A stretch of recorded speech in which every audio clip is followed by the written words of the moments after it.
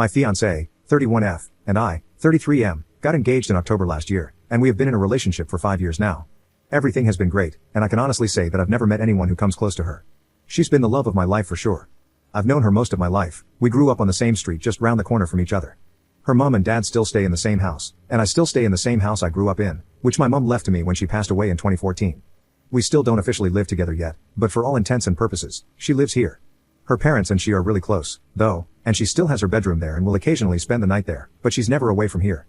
Anyway, this morning, I decided to take a walk down to the shops to buy some things, and as I was about halfway there, I realized I had forgotten my face mask. Masks are mandatory here in shops since July 10th. So, I had to walk back and get mine. When I walked in the door to grab the mask from the kitchen table, I heard her speaking loudly to someone on the phone in the living room. She said, "Yeah, but David will always be the love of my life." David is her ex-boyfriend. I don't know a great deal about him, but I know they were in a relationship for 2 years, and it ended a year before we started dating.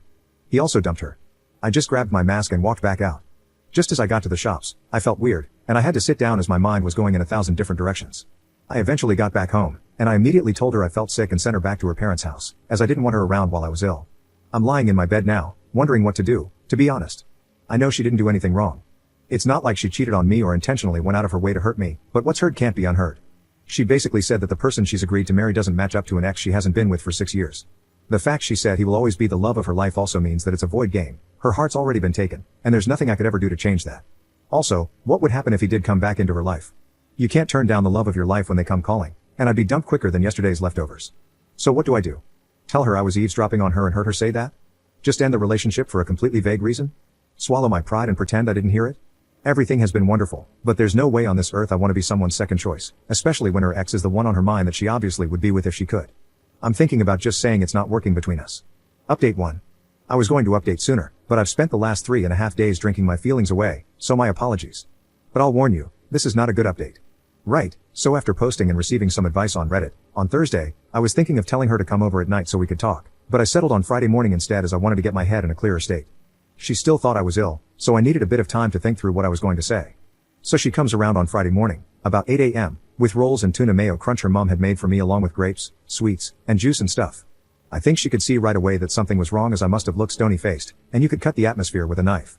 Anyways, I said to her that I wasn't really sick, and that yesterday as I was going to the shops, I forgot my mask, had to come back to retrieve it, and when I got in to get it, I heard her talking in the other room about David. Her face went completely pale, and she started welling up, so I instinctively stopped talking and just stared at her. She then runs into the toilet, locks the door, and starts hysterically crying, and alarm bells are going off all over the place in my head.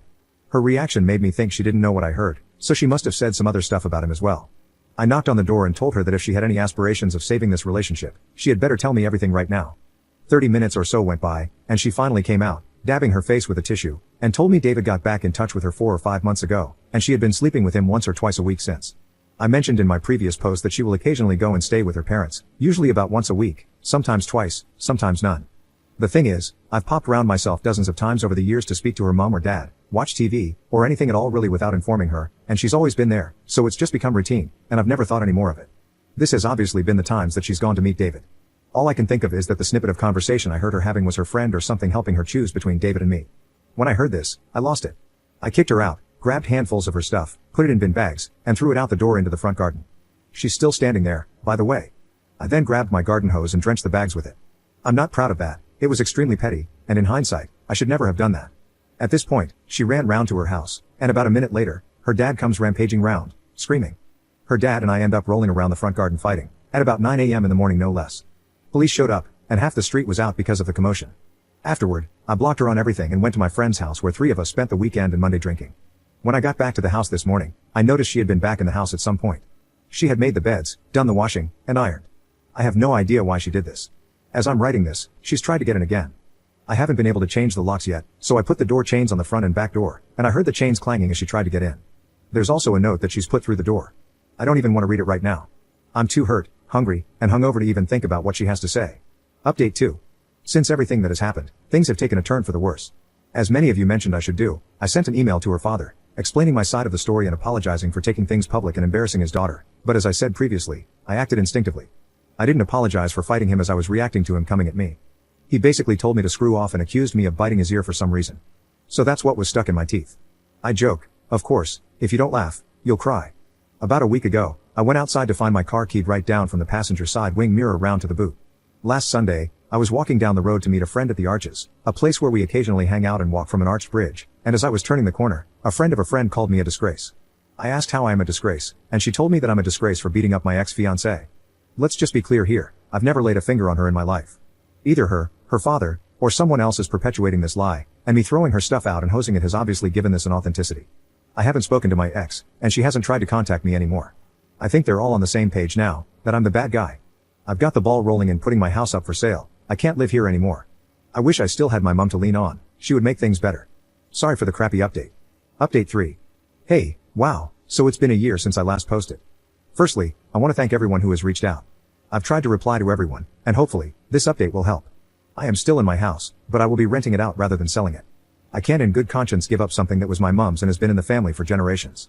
I have since spoken to the father, and I understand why the family circled the wagons, but to throw me under the bus so brutally was genuinely ridiculous. Collateral damage to me and my name is alright, apparently. I've only known them my entire life. All in all, I feel like I was in the midst of a crap storm that changed course. Still struggling, but feeling a lot better now that I've got an umbrella and a roadmap. I would also like to note that I posted on social media giving my side of the story. Whether or not that was right or not is up for debate, I guess, but it was after I'd let those close to me discreetly spread it first, so I felt the time was right. Her side is still singing off the same hymn sheet, but I'm hoping neutrals will see things from my side. My close pals have been incredible throughout all this, but that's why they're close pals, I guess. Anyways, cheers. Edit.